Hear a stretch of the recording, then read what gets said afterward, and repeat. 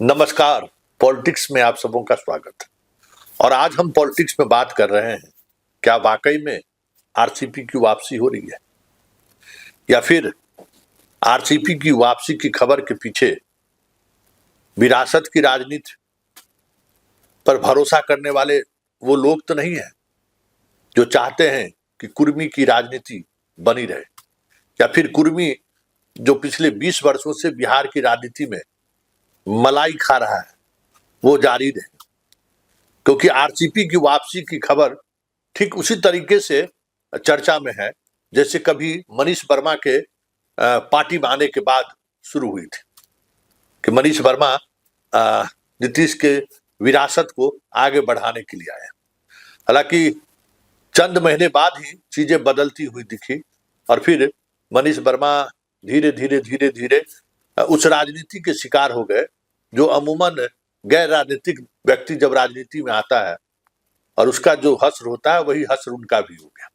हालांकि इन दिनों उन्होंने अपनी मौजूदगी बढ़ाई है और मुख्यमंत्री के कई राजनीतिक फैसलों के साथ वो खड़े दिखे हैं, फिर भी विरासत को लेकर एक शून्यता आज भी बनी है। मनीष वर्मा के बाद निशांत की भी चर्चा हुई और कोशिश भी हो रहा है कि निशांत को एक ऐसे चेहरे के रूप में बिहार की जनता के सामने प्रस्तुत किया जाए कि नीतीश के विरासत को संभालने के लिए निशांत पूरी तौर पर तैयार है।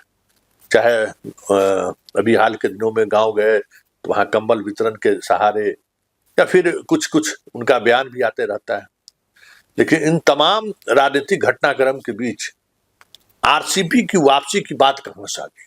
क्योंकि जब कभी नीतीश कुमार अपने मिजाज में होते हैं तो नालंदा के कुर्मी, जब सारे कुर्मी लोग बैठे रहते हैं तो वह बोलने से परहेज नहीं करते हैं और कहते कहते कह ही देते हैं कि आज मेरी जो स्थिति है इसके लिए आरसीपी जिम्मेवार है। फिर भी आरसीपी के आने का खबर ये आखिर कैसे ये खबर मीडिया तक पहुंची या फिर मीडिया ये कयास क्यों लगा रही है, आज हम पॉलिटिक्स में इसी पर चर्चा करेंगे। जरा इस तस्वीर को गौर से देखिए। ये पहली तस्वीर है। इस तस्वीर में कुछ ऐसी चीजें हैं जिनके सहारे आप समझ सकते हैं कि ये वही लोग हैं जो आरसीपी के बर्थडे के मौके पर, हाल ही में बर्थडे हुआ है, मौके पर वही कुर्मी के युवा चेहरा है जो निशांत को भी राजनीति में लाना चाहते हैं।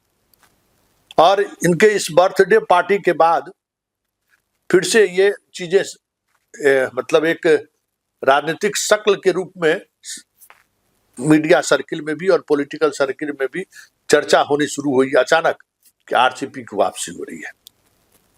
वैसे एक और तस्वीर इस खबर को लेकर जो पॉलिटिक्स पर नजर रखने वाले लोग हैं वो भी कहीं न कहीं इस तस्वीर को लेकर थोड़ा असहज दिखे कि कुछ तो बात है।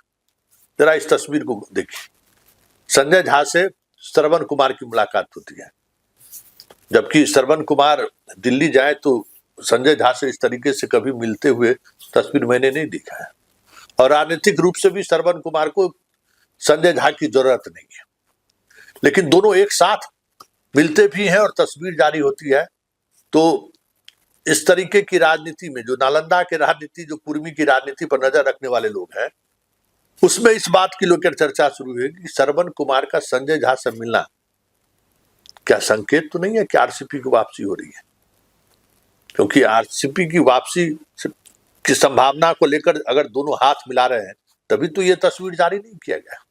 पॉलिटिक्स है, इस पॉलिटिक्स में संभावनाओं के सहारे बहुत कुछ टटोलने की कोशिश होती है।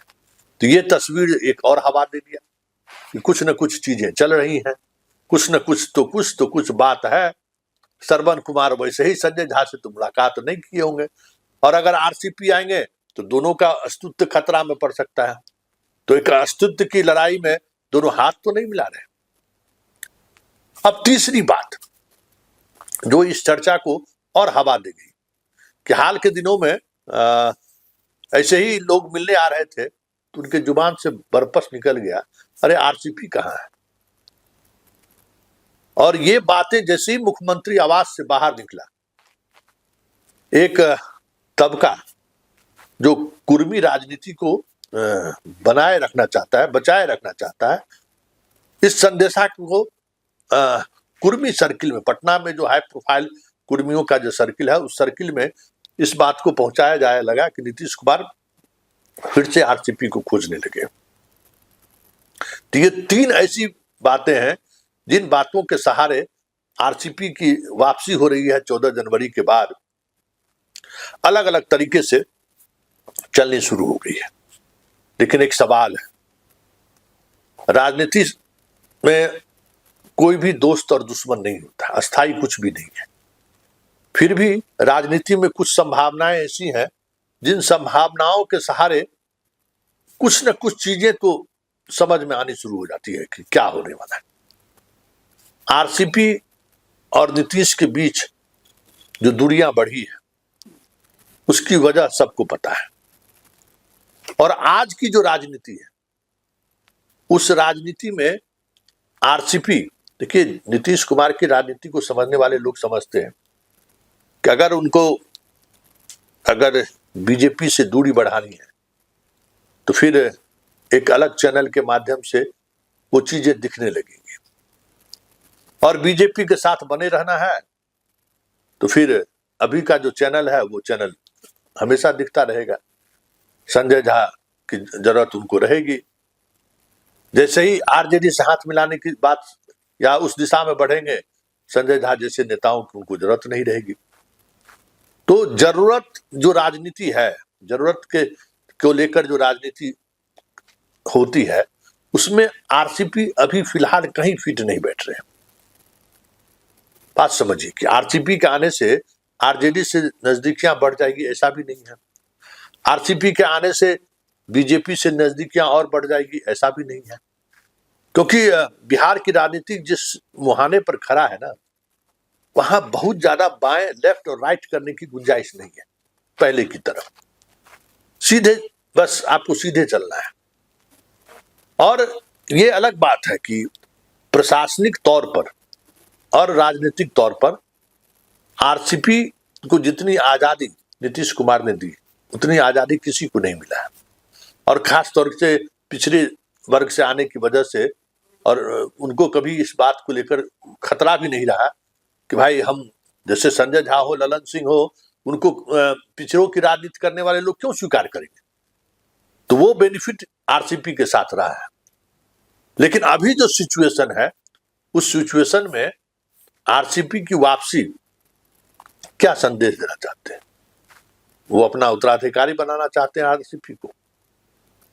अभी लाने का मतलब, एक मतलब ये हो सकता है कि आज की सियासत में आरसीपी को के सहारे अपनी राजनीतिक विरासत को आगे बढ़ाएंगे, एक बात हो सकती है। लेकिन बड़ा सवाल ये है कि मनीष वर्मा हो, चाहे निशांत हो, चाहे आरसीपी हो, ये तीनों प्रयोग जो अभी तक एक प्रयोग के तौर पर देखा जाता है, वो प्रयोग आज की तारीख में नीतीश के लिए उतना महत्व नहीं है जितना महत्व सरकार और सत्ता को बनाए रखने में है। और वो अभी फिलहाल जो वर्तमान सेटअप है, उसमें जो दिल्ली की राजनीति में जो एक नीतीश के पैरोकार हैं, वो अभी मजबूत स्थिति में है। इसलिए आरसीपी को लेकर जितनी भी खबरें चलाई जा रही हो, राजनीति आरसीपी को जदयू में लौटने की अनुमति, परिस्थिति जो है, राजनीतिक परिस्थिति आरसीपी को जदयू में लौटते हुए नहीं दिख रही है। वैसे राजनीति है, कुछ भी हो सकता है, कुछ भी असंभव नहीं है। लेकिन असंभव नहीं होने के बावजूद भी संभव क्या है ना, इसका एक संकेत तो आ ही जाता है। तो अभी जरूरत न पार्टी को आरसीपी की है, न नीतीश को है, न सरकार को है। ऐसे में आरसीपी की वापसी होगी, इसकी संभावनाएं दूर दूर तक दिखाई नहीं दे रहा है। लेकिन देखिए 14 तारीख के बाद बहुत सारी चीजें बदलने वाली है। क्या बदलता है ये वक्त बताएगा। लेकिन एक बात तो और ये भी है भी कि आरसीपी के आने से, जैसे दीपक कुमार के रहने से नीतीश प्रशासनिक तौर पर प्रशासनिक निर्णय को लेकर निश्चिंत है। आरसीपी के आने के बाद राजनीतिक तौर पे जो निर्णय लेना है उसको लेकर नीतीश कुमार निश्चिंतता के साथ अपने बाकी राजनीतिक जीवन मतलब मुख्यमंत्री की कुर्सी पर रहते हुए शांति के साथ राजनीति नहीं मतलब मुख्यमंत्री की कुर्सी पर बैठे तो रह सकते हैं। ये संभावनाएं तो आरसीपी में हमेशा बनी रही है, लेकिन जितनी दूरियां बढ़ गई है और जो भरोसा टूटा है, ऐसे में आरसीपी का होना और नहीं होना दोनों एक यक्ष सवाल है। और जिन सवालों के सहारे हम इस कार्यक्रम की शुरुआत किए थे, वही एक सवाल है जो आरसीपी को वापसी को लेकर जो संभावनाएं जताई जा रही है, वो मेरी समझ से दूर दूर तक एक छोटी सी किरण के रूप में भी दिखाई नहीं दे रहा है।